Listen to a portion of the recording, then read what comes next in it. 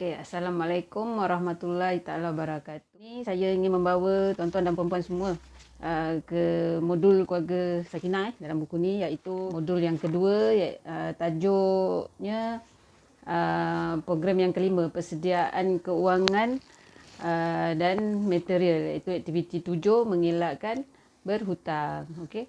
Mereka hendak mengelakkan diri daripada berhutang dan sentiasa berwaspada supaya tidak mudah terpengaruh dengan pelbagai kemahuan hidup di luar kemampuan, sekaligus membawa kepada beban.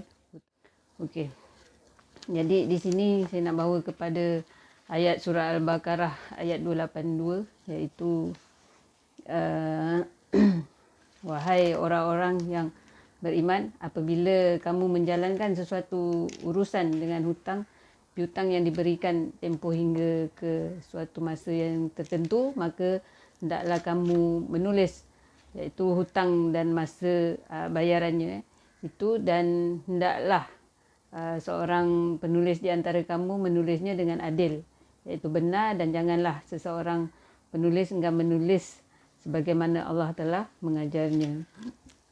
Oleh itu hendaklah ia menulis surat itu dengan jelas, dan hendaklah ia bertakwa kepada Allah, iaitu Tuhannya, dan janganlah ia mengurangkan sesuatu pun dari hutang itu. Kemudian jika orang yang berhutang itu bodoh atau lemah, atau ia sendiri tidak dapat hendak merencanakan, maka hendaklah direncanakan oleh walinya dengan adil, benar, dan hendaklah kamu mengadakan 2 orang saksi lelaki dari kalangan kamu. Kemudian kalau ada saksi 2 orang lelaki, maka bolehlah seorang lelaki dan 2 orang perempuan dari orang-orang yang kamu setujui menjadi saksi, supaya jika yang seseorang lupa dari saksi-saksi perempuan yang berdua itu, maka dapat diingatkan oleh yang seorang lagi. Dan jangan saksi-saksi itu enggan apabila mereka dipanggil menjadi saksi. Dan janganlah kamu jemu menulis perkara hutang yang bertempoh masanya itu. Sama ada kecil atau besar jumlahnya, yang demikian itu lebih adil di sisi Allah dan lebih membetulkannya, itu memuatkan keterangan saksi, dan juga lebih hampir kepada tidak menimbulkan keraguan kamu. Kecuali perkara itu mengenai perniagaan tunai yang kamu edarkan sesama sendiri, maka tiadalah salah jika kamu tidak menulisnya.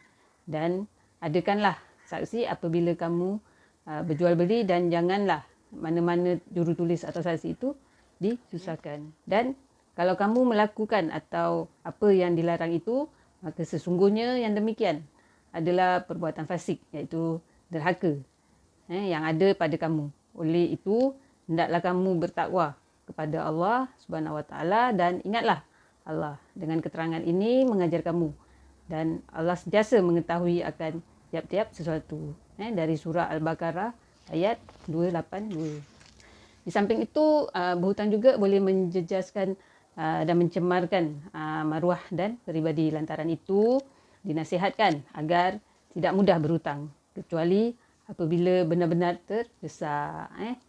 Di sini saya nak menjelaskan, hutang adalah hak seseorang yang wajib dipulangkan dengan sempurna, dan ia selalunya ditentukan masa bayarannya. Maka wajib ditepati janji itu tanpa berlengah-lengah, sebab Rasulullah SAW mengingatkan bahawa perbuatan melengah-lengahkan adalah satu kezaliman. Orang yang berhutang tergantung di antara langit dan bumi, iaitu tidak menuju ke tempat yang mulia sehingga selesai hutang tersebut. Itu riwayat At-Tirmizi dan Ibnu Majah. Dan sebelum kita terjebak dalam perangkap budaya berhutang, umat Islam hendaklah mengamalkan budaya berjimat cermat serta berusaha menghindari budaya suka berhutang, kerana banyak keburukannya, seperti merenggangkan hubungan silaturahim, tidak disukai masyarakat, atau risiko kehilangan kawan. Oleh itu, marilah kita menjauhi budaya suka berhutang tanpa sebab dan wajar. Kerana Islam mengajar kita supaya hidup bersederhana mengikut kemampuan masing-masing. Okey, sekian. Terima kasih. Assalamualaikum warahmatullahi wabarakatuh. Sila kongsikan pendapat anda. Bye-bye.